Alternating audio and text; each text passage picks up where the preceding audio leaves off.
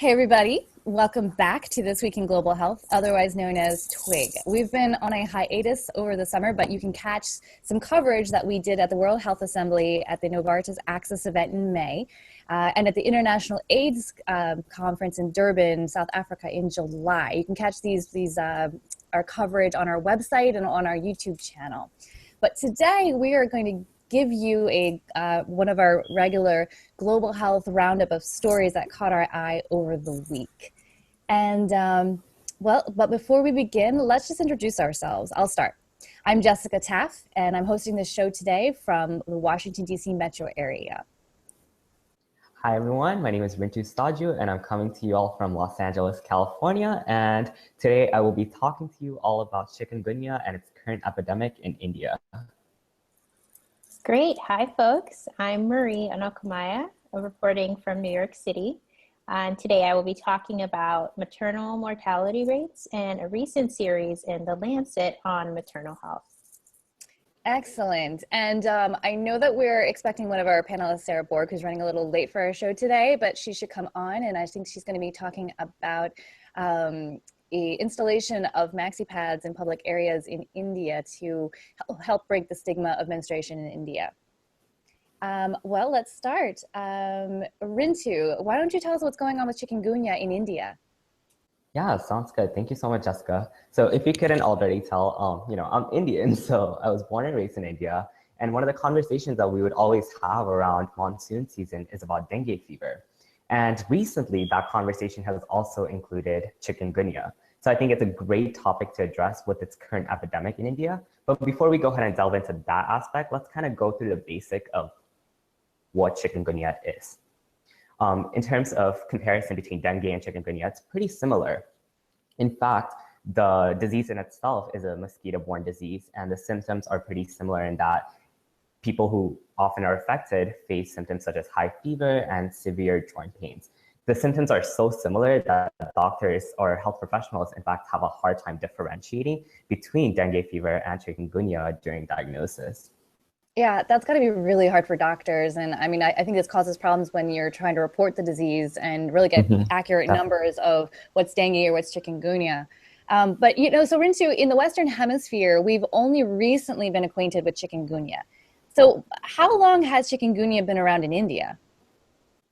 Well, let's talk about the natural history of the disease itself. It actually dates back to 1952 in Eastern Africa, where it first made its appearance and then spread across the globe, for example, Western Hemisphere in the more recent times, and definitely in the Asian subcontinent, specifically to India. In India, the first occurrence dates back to about 1963 in the city of Calcutta, and then into Chennai, and later in 1973 with about 37.5% morbidity rate in the state of Maharashtra.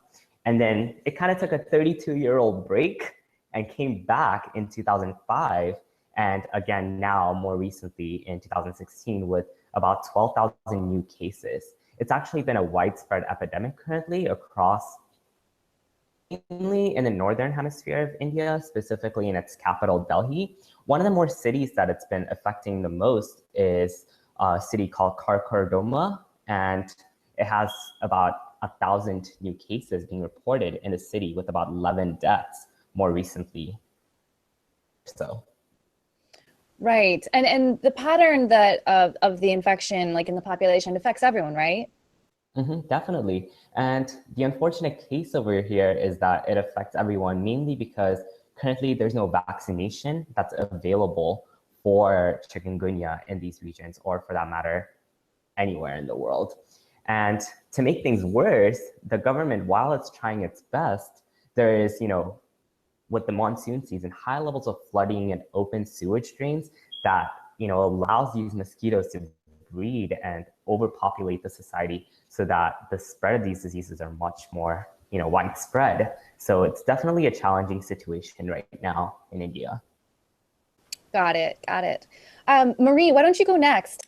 Yes, thank you, Jessica. So on September 15th, so very recently, The Lancet published Maternal Health 2016. And it was a series of 6 papers highlighting current evidence, successes, and challenges for improving maternal health worldwide that ended with a call to action. So just a little bit about maternal mortality rates, or MMR. This Millennium Development Goal actually fell short of the target of a 75% decrease between the year 1990 and 2015, which was the end date. And this was by a significant amount, it fell short by 31%. In addition, maternal deaths remain one of the most inequitably distributed public health issues globally, with a lifetime risk of dying in childbirth ranging from 1 in 4,900 in the global north, so a lot of Western countries, more industrialized developed countries, to 1 in just 36 in sub-Saharan Africa. Investigations into the causes of these regional disparities found that availability and access to quality emergency obstetric care had a significant impact. So, that kind of gives an insight into maybe where future interventions need to focus. But with the clock running on the Sustainable Development Goals already begun, much remains to be done to reduce maternal deaths below the target of 70 per 100,000 by the year 2030. Where do we start, Marie? Has there been any talk about this? Absolutely, yes. And I think that is the key question. And this work has already begun. Just referring back to the Lancet series, the final paper, actually the authors gave 5 key priorities for achieving this Sustainable Development Goal. And just listing them off, they were all related, kind of emphasizing first, quality maternal health services, equity through universal coverage of these services, strengthening health systems, sustainable financing for maternal perinatal health, and then the importance of evidence, advocacy, and accountability related to these efforts. And harking back to the slogan of the women's movement in the 90s, women's rights are human rights. I'm sure we've all heard this at some point. The key here is that the Sustainable Development Goals intentionally integrated a universal human rights approach to maternal and child health that was not so central to the Millennium Development Goals. So combining the lessons learned and taking this evidence-based approach, combined with sort of the human rights perspective, I think we've already improved our chances of achieving this Sustainable Development Goal by the year 2030. Oh, all right. And we now have Sarah back. Sarah, welcome again to the show. Could you just introduce yourself to our viewers? Hi, everyone. My name's Sarah Borg, and I'm talking to you from Oxford in the United Kingdom. Excellent. Well, Sarah, please tell us about the story. I think this is really interesting, the story you were going to say about having more maxi pads in India in public places. Yeah, so what I'm talking about today is how affordable sanitary pad dispensers have been installed across India, which is helping to keep girls in school and decrease stigma surrounding menstruation. So since December last year, India has issued menstrual hygiene management guidelines under its Clean India campaign. Since then, hundreds of sanitary pad vending machines have been installed in public places all over the country, in schools, colleges, jails, police stations, railway stations, hospitals, and so on. So currently, only about 28% of females in India use sanitary pads. Others use things like homemade napkins or cloths, and some are even left to use dangerous materials like newspaper or sawdust. And this is usually just due to the lack of affordability of sanitary pads. The sanitary pads that we are kind of used to being available in our supermarkets in Western countries are quite unaffordable for many girls living in countries like India. So these sanitary pad vending machines offer very affordable sanitary pads in public places. And another benefit of this is that it gives girls a kind of clean and private environment to use the bathroom and change the pad, as many adolescent girls in India live in homes without toilet facilities.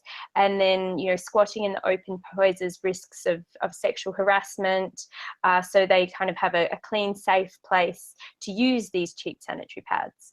Another aim of this intervention is by placing the machines out in the open in public places, this will hopefully help to dispel the stigma around menstruation by kind of having them in the open and everyone getting used to them being there. I have to say, like, I think this is a really great initiative, but I'm a little skeptical about whether it'll work, or and also maybe how fast it will work, because what you've been describing, when I've heard also from Indian friends, is that there's just such a taboo with menstruation in India that I think that's what we need to be really combating. And it's nice to have these available, but if there's already a taboo, I think women might feel uncomfortable getting the maxi pads in public.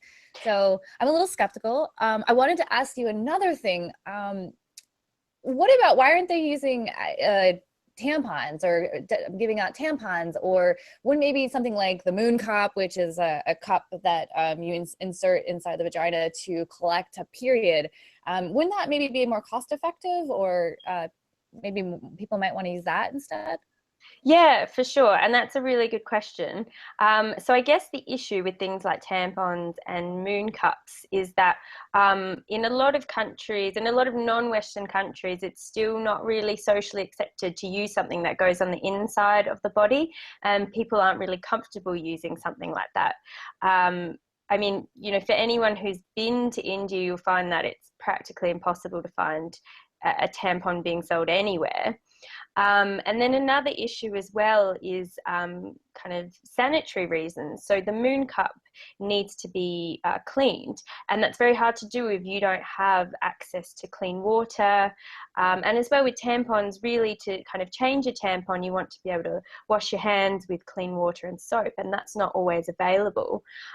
So for girls in India, generally sanitary pads are a much more socially accepted way to deal with their menstruation, and something they're much more comfortable using. Right. No, and that's interesting, like, about that, you know, tampons aren't as widely used. I've heard that as well, which is, so it was a loaded question, but yeah, I thought it was important to bring up. But we have an Indian on our panel, so, and I know this is going to be a very different perspective, not as a woman, but Rintu, can you just comment? I mean, in India, really, what is it like?